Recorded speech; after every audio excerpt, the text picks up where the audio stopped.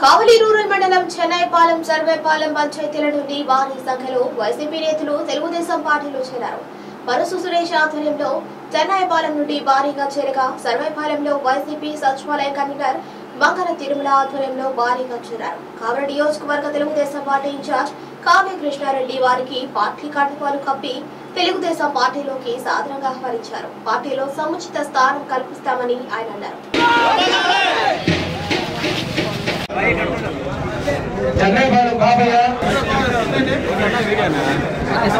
మనం నెల రోజుల పాటు తెలుగుదేశాన్ని గెలిపించడానికి ప్రతి ఇంటికి, ప్రతి బాబుకి, ప్రతి తాతకి, ప్రతి బంధువుకి, ప్రతి మిత్రుడికి తెలియజేయండి.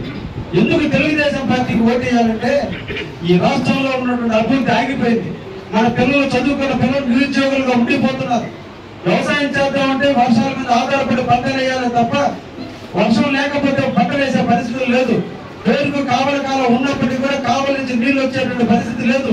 వర్షం నీళ్లతోనే మనం ఆధారపడి ఇప్పుడు కూడా ఇంత 75 సంవత్సరాల స్వతంత్రం వచ్చినప్పుడు కూడా సోమశిల డ్యామ్ 1978లో ప్రారంభించి 89లో పూర్తి అయినప్పుడు కూడా దాదాపు 33 సంవత్సరాలు పూర్తి అయినప్పుడు కూడా ఈ రోజు కూడా కావలికి నీళ్లు తెచ్చుకోవాలని స్థితిలో ఈ రోజు కావలి ఉందనే విషయాన్ని మీరు మర్చిపోవద్దు. ఇది జరగాలంటే చంద్రబాబు గారు రావాలి.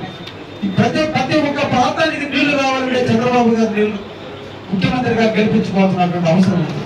ఒకటి పక్క వ్యవసాయం చేసుకుంటూ రెండో పక్కన మన పిల్లల జీవితాల్లో వెలుగులు రావాలంటే, మన పిల్లలకు ఉద్యోగం రావాలంటే చంద్రబాబు గారు వస్తే తప్ప జాబ్ రాదనేటువంటి విషయాన్ని మీరందరూ కూడా గుర్తుపెట్టుకోండి. ఈ రోజు ఇక్కడ పాలకులు అభివృద్ధి చేసినటువంటి వ్యక్తులు ఎవరు కాదు, వాళ్ళ జోబులు నింపుకోవడానికి వచ్చినటువంటి నాయకులే తప్ప ఏ ఒక్కరు ఈ ప్రాంతాన్ని అభివృద్ధి చేయలేదు. ఏదైనా అభివృద్ధి జరిగిందంటే ఒక చంద్రబాబు నాయుడు వల్ల ఈ కావాలి అభివృద్ధి చెందిందని కూడా మీకు అందరికీ గర్వంగా కూడా చెప్తున్నా.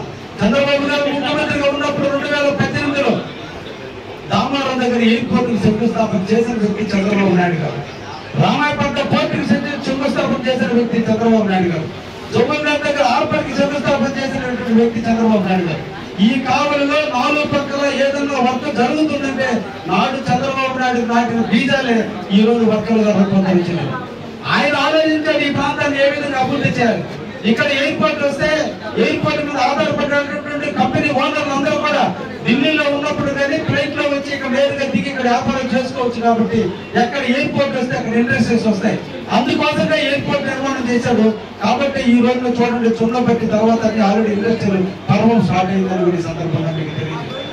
ఈ రోజు ఉన్న పథకాలు యథాతథంగా కొనసాగిస్తూ ఇంకా కొత్త పథకాలు ఈ ప్రాంత ప్రజల కోసం ఈ రోజు చంద్రబాబు నాయుడు గారు తీసుకొస్తున్నటువంటి విషయాన్ని కూడా కార్యకర్తలుగా మీరందరూ కూడా ప్రజలకు తెలియజేయమని ఈ సందర్భంగా మిమ్మల్ని అందరినీ పదే కోరుకుంటున్నాం. మనం ఓటేయడం కాదు, మన పక్కన ఇంటి వాళ్ళు లేదా మన బంధువులు, మన స్నేహితులు అందరికీ తెలియజేసి ఈ రోజు చంద్రబాబు నాయుడు గారు వస్తే మన కుటుంబానికి ఇంకా అదనంగా ఇంత బెనిఫిట్ జరుగుతున్నటువంటి విషయాలు కూడా మీరు తెలియజేయమని ఈ సందర్భంగా మీకు తెలియజేస్తున్నాం.